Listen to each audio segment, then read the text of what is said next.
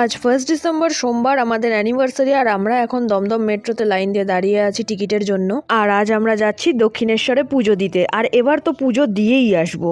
আগে 2-3 বার গেছি আমরা, কিন্তু ভিড়ের জন্য আমরা পুজো দিতে পারিনি, কিন্তু এবার খুব সকাল সকাল আমরা বেরিয়েছি। আর সত্যি এসে দেখি এখন খুবই ফাঁকা। তো প্রসাদ ফুল সব নিয়ে ফোন জুতো সব জায়গা মতো রেখে দিয়ে তারপর আমরা এখন যাচ্ছি পুজো দিতে।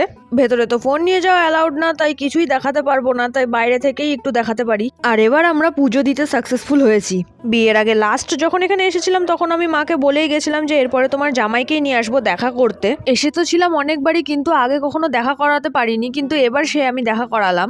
আর আজ যে সময় আমরা দক্ষিণেশ্বরে এসেছি ওই সময় এসে আমরা খুবই ভালো করেছি, কারণ দু চোখ ভরে মাকে অনেকক্ষণ ধরে দেখতে পেরেছি। তার 15-20 মিনিট পরে এত ভিড় হয়ে গেছিল যে 2 মিনিটও কেউ শান্তি মতো দেখতে পারছিল না মাকে। এর থেকে ভালো অ্যানিভার্সারি গিফট বা সেলিব্রেশন আমার কাছে আর কিছুই হতে পারে না।